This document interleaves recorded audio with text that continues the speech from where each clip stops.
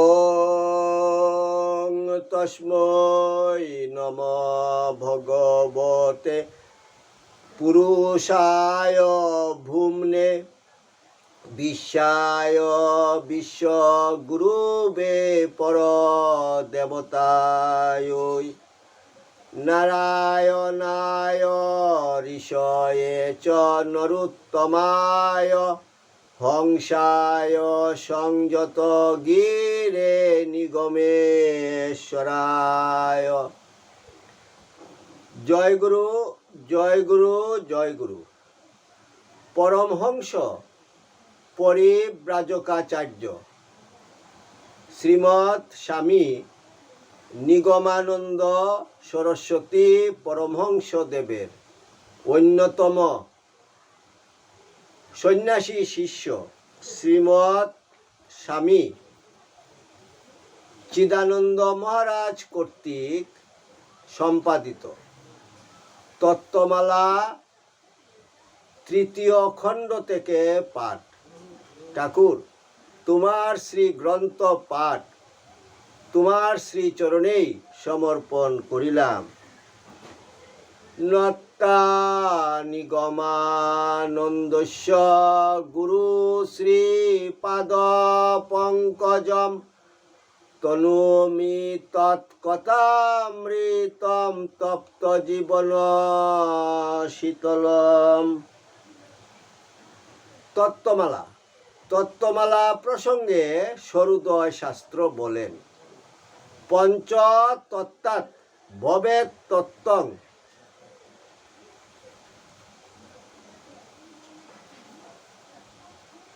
সৃষ্টি তত্ত্বং বিলীয়তে পঞ্চ তত্ত্বং পরং তত্ত্বং তত্ত্বাতীতং নিরঞ্জনম।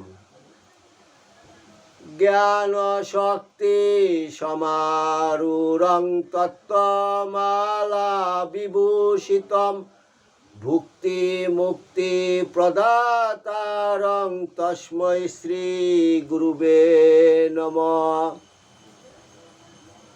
জ্ঞান শক্তিতে যিনি অধিষ্ঠিত বা প্রতিষ্ঠিত, তত্ত্বমালায় যাহার কণ্ঠদেশ নিত্য পরিশোভিত, সেই নীলকণ্ঠ স্বরূপ শ্রী শ্রী গুরুদেবের রাতুল চরণে প্রণাম। তত্ত্বমালা তত্ত্বমালা গ্রন্থে স্বামী চিদানন্দ মহারাজ সঙ্গ তত্ত্ব প্রসঙ্গে আলোচনা করিতেছেন। এ সংসার কর্মক্ষেত্র, এখানে জীব মাত্রেই কর্ম করিতে আসিয়াছে। সে কর্ম আর কিছুই নহে, পরস্পর পরস্পরকে সাহায্য করা, পরস্পরের ভাব অনুভব চেষ্টায় পরস্পরের অভাব পূরণ করা। জগতের প্রত্যেক জীব জন্তু বৃক্ষলতা ফুল ফল মৃত্তিকা প্রস্তর ধাতু অগ্নি জল বায়ু সকলেরই মাঝে বিশেষত্ব আছে ও সকলেই বিশেষ শক্তিতে শক্তিমান।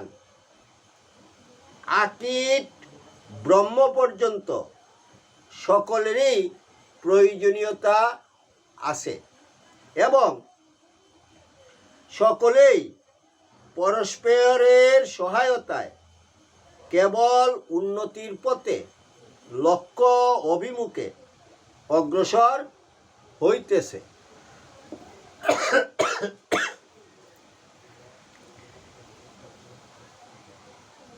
ইতিপূর্বে সেবা তত্ত্বে আলোচনা করা হয়েছে যে এই সৃষ্ট জগতে সৃষ্টিকর্তাই পরম সেবক এবং এই পরম সেবক কর্তৃক সৃষ্ট সমুদয় পদার্থই পরস্পরের সেবায় নিয়োজিত। এরই ধারাবাহিকতায় সঙ্গ তত্ত্ব। চরম লক্ষ্য এবং উদ্দেশ্য এক হয় কেহ কাহাকেও হেয় জ্ঞান করিতে পারে না, কারণ একের অবস্থা অতিক্রম করিয়া অন্যের যাইবার ক্ষমতা কোথায়? যেহেতু একই শৃঙ্খলায় একই নিয়মে জগৎ আবদ্ধ, জগতের জন্য দ্বিতীয় কোনো নিয়ম, দ্বিতীয় কোনো শৃঙ্খলা নাই, পরস্পর একই শৃঙ্খলাই আবদ্ধ। শৃঙ্খলের একটি অংশকে ধরিয়া যেমন আর একটি অংশ অগ্রসর হয়, তেমনি এই বিরাট শৃঙ্খলের একটি অবস্থা ধরিয়া আর একটি অবস্থা আসিতেছে। সুতরাং একটি তৃণের অবস্থা দিয়াই আজ ব্রহ্মা ব্রহ্মত্ব প্রাপ্ত হইয়াছেন, অর্থাৎ একটি তৃণ ব্রহ্মার ব্রহ্মত্ব প্রাপ্তিতে সহায়তা করিতেছে। সুতরাং সামান্য কীট হইতে আমরা উপকার পাই, আবার দীন হইয়াও রাজেশ্বরের উপকার করিতে পারি। জগতের প্রত্যেক পদার্থই পরস্পর এই রূপে সংযুক্ত হইয়া বিরাট বিশ্ব সংসারের কর্মপ্রবাহ অব্যাহত রাখিয়াছে। পরের জন্যই জীবন। তাই সদাশয় গৃহস্থ আপনাকে শত বিপদে বিজড়িত করিয়া আপনার নরকের পথ পরিষ্কার করিয়াও স্ত্রী পুত্র কন্যার সুখ স্বাচ্ছন্দ্যের ব্যবস্থা করার জন্য ব্যস্ত। ধন্য তাহারা যাহারা পরের সেবায় এরূপ আপনাকে ভুলিয়া যাইতে পারেন। তবে কেহ জ্ঞানপূর্বক, কেহ বা কোনো অজ্ঞাত শক্তির অনুশাসনে জীবনের দৈনন্দিন কার্য সম্পাদন করিতেছে। সন্ন্যাসীর আদর্শ জগৎগুরু শিব, তিনি আপন ভুলিয়া প্রত্যেক জীবের মঙ্গল বিধানার্থ সর্বদা কর্মনিরত। তিনি প্রকৃত সন্ন্যাসী, যিনি যে কোনো আশ্রমভুক্ত হন না কেন শিষ্যের ন্যায় আমিত্বের সংকীর্ণ গণ্ডি বিশ্বময় প্রসারিত করিয়া সমবুদ্ধি ও সমদৃষ্টি সম্পন্ন হইয়া জগতের মঙ্গল সার সম্বল করিয়াছেন। অর্থাৎ তিনি শিব কল্পতরু ভাবে জীব সেবা করিতেছেন, যিনি পরকে অমৃত বিলাইয়া নিজের জন্য কালকূট সঞ্চিত করিতে এবং পরের গলায় মণিহার জড়াইয়া আপন কণ্ঠে ফণিহার দুলাইয়া আনন্দে গালবাদ্য করিয়া নৃত্য করিতে শিক্ষা করিয়াছেন।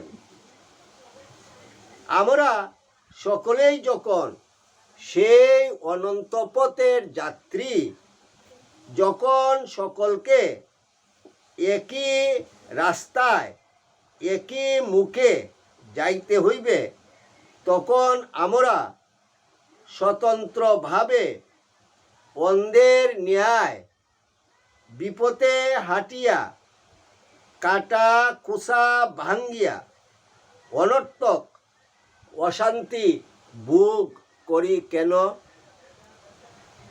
এসো ভাই, আমরা পরস্পরে মিলিয়া পরস্পরকে সহায়তা করিয়া হাত ধরিয়া সুপথ দেখাইয়া আনন্দ করিতে করিতে নৃত্য গীত গাহিয়া চলিতে থাকি। আমাদের পথকে আনন্দদায়ক ও শান্তিপূর্ণ করিয়া চলিতে কি কোনো দোষ আছে? তবে যে আমরা সেই রাস্তায় দুঃখ ভোগ করি, এ দোষ তো অপরের নহে, উহার কারণ আমরাই। উহা আমাদের উশৃঙ্খলতার ও ব্যক্তিগত স্বাধীনতা ঘটাইতেছে। এইরূপ আমাদের অহং বজায় রাখিতে গিয়াই তো কষ্ট ভোগ করিতেছি। ইহার জন্য অপরাধী তো আমরাই। সুতরাং আমাদের অশেষ কষ্টদায়ক এই ব্যক্তিগত স্বাধীন ভাবকে সমূলে উৎপাটন করিয়া পরস্পরে মিশিয়া পরস্পরের সাহায্যে লক্ষ্যপথে অগ্রসর হইতে হইবে। এজন্যই সংগঠনের প্রয়োজনীয়তা উন্নত মানবগণ অনুভব করিয়াছেন এবং যে সমাজ যত উন্নত, সে সমাজ সংঘ কর্তৃক সেইরূপ বিশেষভাবে পরিচালিত হয়। আমাদের অতীত যুগের পৌরাণিক বৃত্তান্তে আমরা জানিতে পারি, দেবগণ, ঋষিগণ, অসুরগণ সংঘবদ্ধ হইয়া যখনই কার্য করিয়াছেন, তখনই বিশেষ শক্তিসম্পন্ন হইয়াছেন। দেবগণ অসুরগণ কর্তৃক উৎপীড়িত হইয়া সংঘবদ্ধ হইয়া যখনই অসুর বিনাশের প্রয়াস পাইয়াছেন, তখনই তাহাদের সমবেত ভাব অনুভবে মূর্তিমতী ভরাভয় প্রদায়িনী অসুর বিঘাতিনী দেবীর আবির্ভাব হইয়াছে। ঋষিগণ সংঘবদ্ধ হইয়া ধর্মজগতের উন্নতি বিধানে সতত বদ্ধপরিকর। তাহাদের সমবেত চেষ্টার ফলে আজিও শত শত নরনারী ধর্মভাবে উদ্বুদ্ধ হইতেছে। জগৎগুরু শঙ্করাচার্য প্রতিষ্ঠিত মঠ ও ধর্মসংঘ আজিও জগৎকে ধর্মের সুশীতল ছায়া দান করিতেছে। প্রেম অবতার শ্রী গৌরাঙ্গদেব তাহার শিষ্যমণ্ডলীকে সংঘবদ্ধ হইয়া হরিনাম প্রচারের জন্য উদ্বুদ্ধ করিয়াছেন। অধুনা পাশ্চাত্য দেশবাসীগণের যে জাতি যত পরিমাণে সঙ্গবদ্ধ হইতে পারিয়াছেন তাহারাই তত উন্নত। তবে তাহারা সামাজিক ও সাংসারিক জীবনেই সঙ্গবদ্ধ হইতে শিখিয়াছেন, কিন্তু এই ভারতীয় আর্যজাতি যে সকল সামাজিকতায় এমন নহে, ধর্মের জন্য সঙ্গবদ্ধ হইবার প্রয়োজনীয়তা অনুভব করিয়াছিলেন। ব্যাস বলেন, ত্রেতায়াং মন্ত্র শক্তিশ্চ জ্ঞান শক্তি কৃতে যুগে দাপরে যুদ্ধ শক্তিশ্চ সঙ্গ শক্তি কলৌ যুগে। শ্রী ভগবান ব্যাসদেব বলিয়াছেন যে অন্যান্য যুগে অন্যান্য শক্তি কার্যকরী হইলেও এই কলিযুগে কেবল সঙ্গ শক্তি কার্যকরী হইবে। এই সঙ্গ শক্তির প্রভাব যে কিরূপ তাহা আমরা পাশ্চাত্য জগতের প্রতি লক্ষ্য করিলেই বুঝিতে পারি। ওই সকল জাতি যতই সঙ্গবদ্ধ হইয়া কর্মক্ষেত্রে অগ্রসর হইতেছে, ততই তাহারা সৌভাগ্য ও বিজয় লক্ষ্মীতে বিভূষিত হইতেছে। আর এই হিন্দু জাতির মধ্যে যতই ওই বিষয়ে শৈথিল্য আসিয়াছে, ততই তাহারা হতভাগ্য ও পরপদানত হইয়াছে। সুতরাং ভগবান ব্যাসদেবের বাক্যের যে সফলতা তাহা কিরূপ সকলেই তাহা অনুভবনীয়। আর আমরা পূর্বেই বলিয়াছি, প্রত্যেকের মধ্যেই কিছু বিশেষত্ব আছে, প্রত্যেকের মধ্যেই কোনো বিশেষভাবে খেলা হইতেছে।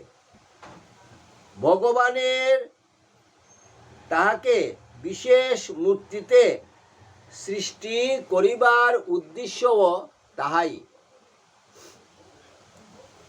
সর্বাংশে একরূপ, অথচ বহু এরূপ জগতের নিয়ম নহে।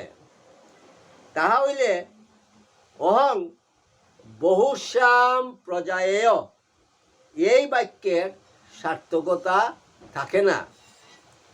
কাজেই আমাদের প্রত্যেকেই যখন কোনো বিশিষ্ট গুণের অধিকারী, তখন নিশ্চয়ই সেই বিশিষ্ট গুণ কোনো বিশেষ উদ্দেশ্য সাধনের নিমিত্তই, নতুবা আমাদের প্রত্যেকের জন্মগ্রহণের কি উদ্দেশ্য ছিল?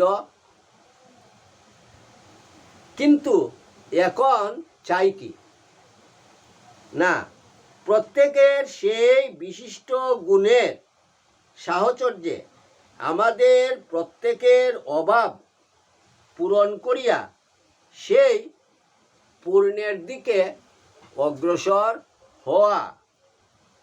যাহার যে বিষয়ে অভাব, আপনভাবে তাকিলে সে তাহা কখনো বুঝিতেই পারিবে না, কাজেই পূরণের চেষ্টাও আসিবে না। কিন্তু সেই গুণ যাহাতে আছে, আমরা যদি তাহার সাহায্য চাই, তাহার সাহচর্য করি, তবে আমাদের সেই অপূর্ণ অংশ পূরণের জন্য স্বভাবতই উত্তেজনা আসিবে।